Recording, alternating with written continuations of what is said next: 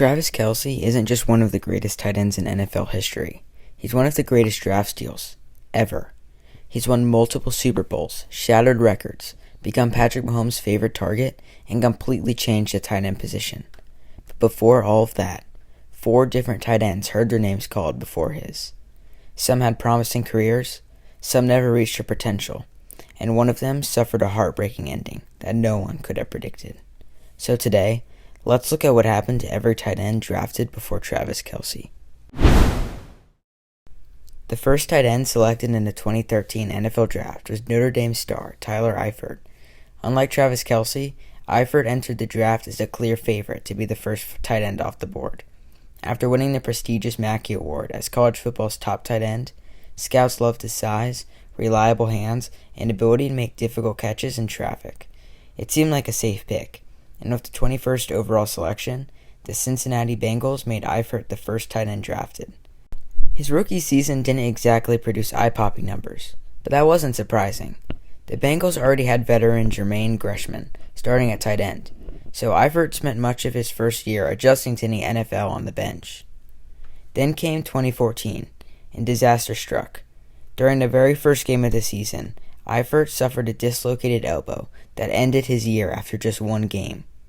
For a lot of players, that kind of injury can completely derail a career, but Eifert wasn't done.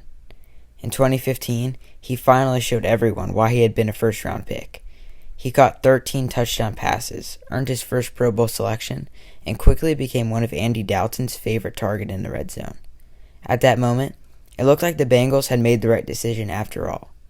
Unfortunately, that would end up being the peak of his career. Over the next several seasons, injuries became a constant battle. Back injuries, ankle injuries, neck problems, you name it. Eifert dealt with it. Every time it looked like he was ready to become one of the NFL's elite tight ends, another injury would force him back off the field. He eventually spent one season with the Jacksonville Jaguars before his NFL career quietly came to an end. The second tight end selected before Travis Kelce wasn't a bust either. In fact, if there was one team that probably doesn't regret passing on him, it's the Philadelphia Eagles. With the 35th overall pick, the Eagles selected Stanford tight end Zach Ertz. Unlike Tyler Eifert, Ertz entered the draft with an impressive college resume. He had great hands, ran crisp routes, and many scouts believed he could become one of the league's top tight ends. Unlike some rookies who are immediately thrown into the starting lineup, Ertz had the opportunity to learn behind veteran tight end Brent Selleck. That gave him time to adjust to the speed of the NFL, while slowly earning a bigger role in Philadelphia's offense. By his second season, it was clear the Eagles had something special. Ertz continued improving every year, became one of the most reliable targets in the league. Then came the 2017 season. The Eagles shocked the football world by making a run to Super Bowl, and Zach Ertz played one of the biggest roles in franchise history. Late in the fourth quarter, with Philadelphia trying to hold off Tom Brady and the Patriots, Nick Foles found Ertz for the go-ahead touchdown. After a lengthy replay review, the score stood, and just minutes later, the Eagles won the first Super Bowl in franchise history. The moment cemented Ertz as an Eagles legend. Over the next several years, Ertz made multiple Pro Bowls, became one of the most productive tight ends in football, and even set the NFL record for the most receptions by a tight end in a single season at the time, with 116 catches in 2018. Eventually, after nearly a decade in Philadelphia, Ertz was traded to the Arizona Cardinals. Even there, he continued producing before later finishing his career with the Washington Commanders, proving he could still contribute well into his 30s. Unlike Tyler Eifert, injuries never completely derailed Zach Ertz's career.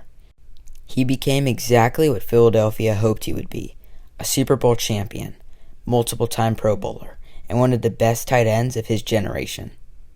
The only problem? He happened to be drafted in the same class as someone who would become arguably the greatest tight end the NFL has ever seen. The next tight end selected before Travis Kelce wasn't nearly as fortunate. After Tyler Eifert and Zach Ertz came off the board, the Dallas Cowboys were next to select a tight end. With the 47th overall pick, they chose San Diego State standout Gavin Escobar.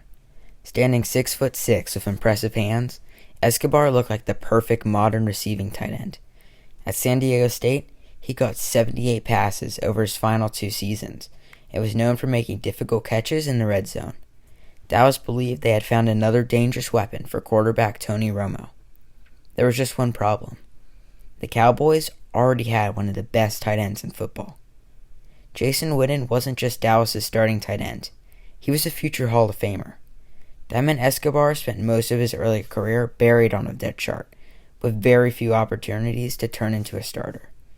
Over 4 seasons with the Cowboys, Escobar caught just 30 passes for 333 yards and 8 touchdowns. While he flashed his potential in the red zone from time to time, he never became the impact player Dallas had hoped for.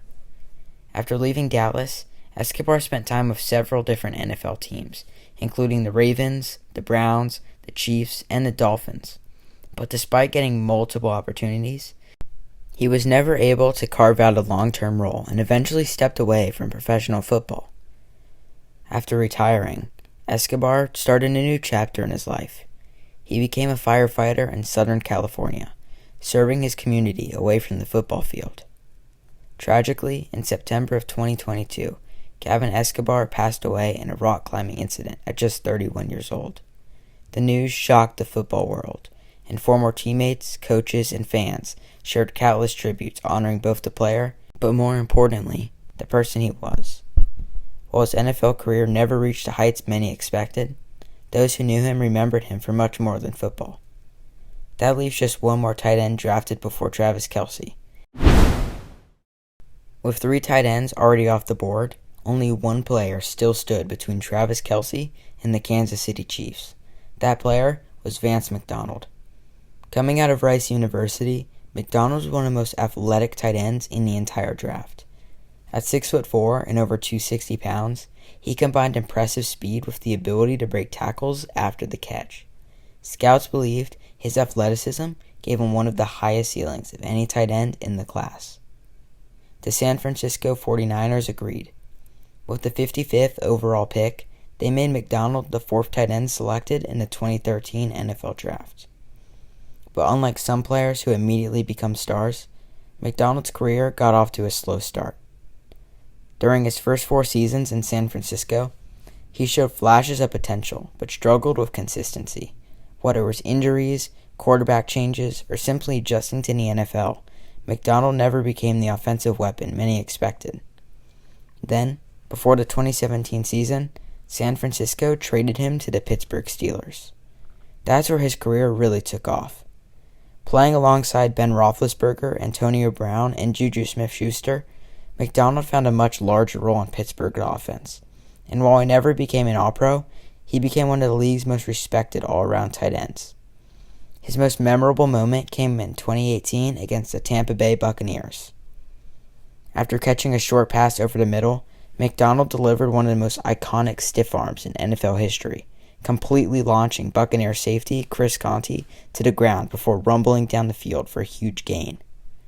The play instantly became one of the most replayed highlights of the season, and is still remembered as one of the greatest stiff arms the league has ever seen.